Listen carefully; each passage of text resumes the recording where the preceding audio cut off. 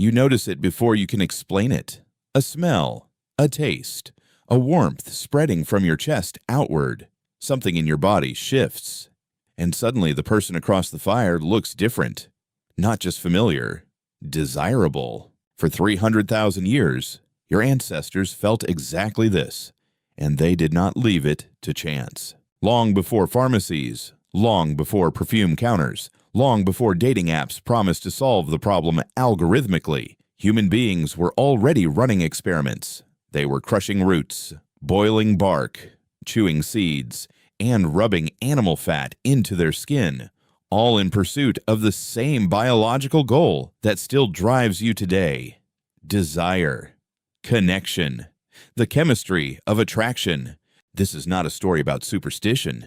This is a story about the oldest human science. What were the real aphrodisiacs of ancient humans? Where did they come from? And why does your body still respond to some of them right now? The word aphrodisiac comes from Aphrodite, the Greek goddess of love, but the practice of using plants, animals, and minerals to stimulate desire is far older than ancient Greece, far older than any civilization.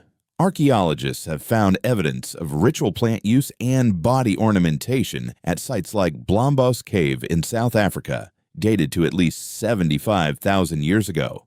Your ancestors were already manipulating how they smelled and how they looked tens of thousands of years before writing existed. The oldest aphrodisiacs were not luxury items. They were survival tools. Think about it from the inside. In a small band of 20 to 50 people, the typical hunter-gatherer group size documented by anthropologist Robin Dunbar, reproductive access mattered enormously. Finding a mate, keeping a mate, signaling health and genetic quality, these were not romantic abstractions. They were the difference between your genes continuing or stopping. Every decision about who to pursue and how to be pursued carried weight that is difficult to imagine from inside the safety of modern life. So your ancestors paid close attention to anything that changed how desire worked. The first category was scent. Before language, before eye contact across a crowded room, scent was the primary channel of biological attraction. Researchers studying hunter-gatherer communities today, including those documented by anthropologist Karel van Schaik in his work on primate and human behavior, consistently find that odor plays a central role in mate selection. Your body still produces androstatinain, a compound found in human sweat that studies show measurably elevates mood and focus in people who are attracted to men. This is not poetry. This is chemistry. And your ancestors knew something was happening, even if they could not name the molecule, so they enhanced it. Red ochre, iron-rich pigment ground from hematite rock, shows up at Blombos Cave in cosmetic kits dating back 100,000 years. It was mixed with animal fat and applied to the skin. Whether it was purely symbolic, protective, or designed to enhance scent by warming the skin is still debated among researchers. But the fact that it was mixed with fat, a carrier that amplifies and holds volatile scent compounds, suggests your ancestors were doing something more than painting themselves red. They were engineering an impression. They were controlling how they arrived in someone else's senses. Across the ancient world, the logic was the same. Myrrh resin in Egypt, sandalwood paste in the Indus Valley, juniper berries burned in Mesopotamian ritual. These were not random choices. They were specific aromatic compounds, selected because something about them changed the atmosphere of a space and changed how people felt inside it. Archaeochemist Nicolas Garnier has documented complex organic residues inside ancient containers that suggest deliberate fragrance blending going back thousands of years. Your ancestors were perfumers long before perfume had a name. Then came plants used directly on the body and inside it.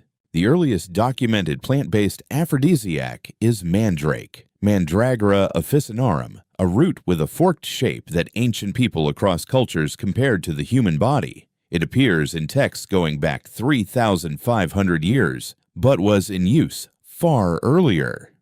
It is referenced in the Old Testament in the story of Rachel and Leah as a plant that could restore fertility and desire.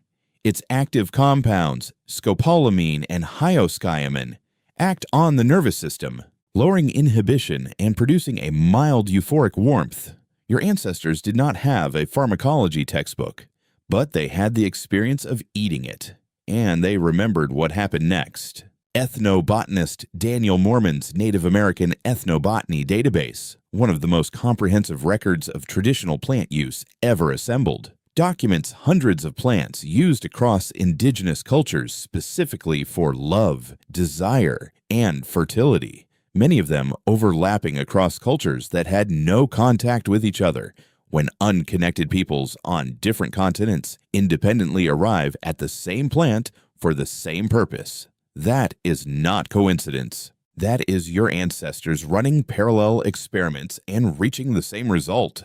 Fenugreek seeds, used in ancient Egypt as far back as 1500 BCE, contain steroidal saponins, compounds that interact with hormone pathways and have been shown in modern clinical studies to raise testosterone levels in men. Your ancestors did not know what testosterone was, but they noticed something happened when they ate the seeds. And they kept eating them. Pine pollen, collected from Scots pine trees, which have grown across Eurasia for millions of years, contains measurable amounts of androgen compounds structurally similar to testosterone. Chinese medical texts from the Han Dynasty reference pine pollen explicitly for desire and vitality, but the use almost certainly predates writing. Pine trees were everywhere.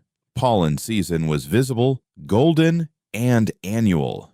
Your ancestors, who paid obsessive attention to the natural world as a matter of survival, almost certainly noticed what happened when they consumed it in the weeks that the forest turned yellow. Ashwagandha, Withania somnifera, has been used on the Indian subcontinent for at least 3,000 years. It is an adaptogen, meaning it helps the body regulate its stress response. A 2019 study in medicine found that men who took ashwagandha extract for 8 weeks showed a significant increase in testosterone and reported meaningfully higher sexual desire and satisfaction. Stress kills desire. Anything that lowered the background hum of survival anxiety was, in effect, an aphrodisiac. And your ancestors were under extraordinary amounts of stress. So let's reconstruct a scene.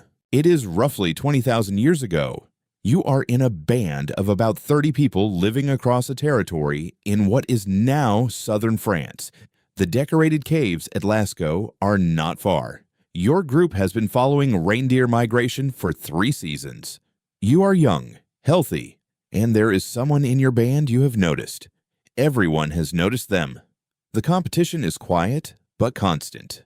There is an older woman in your group. She knows plants. She has watched her mother and grandmother use them. She grinds something between 2 flat stones, something that smells sharp, then sweet, then warm. She tells you to rub it on your wrists, your neck, the inside of your elbow, the places where your pulse runs close to the skin. The warmth of your blood will carry the scent outward. She has seen this work. She does not explain why. She does not need to.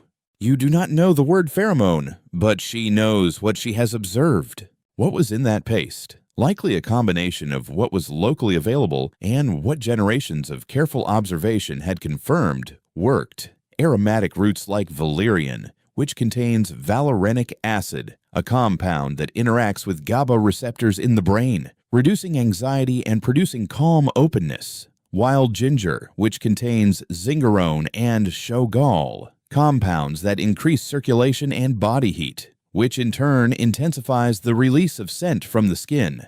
Possibly pine resin, which was used as both adhesive and cosmetic across the Upper Paleolithic period. Possibly fat rendered from bear or deer, which acted as a carrier, holding all the volatile compounds against your skin and releasing them slowly as you moved closer to someone.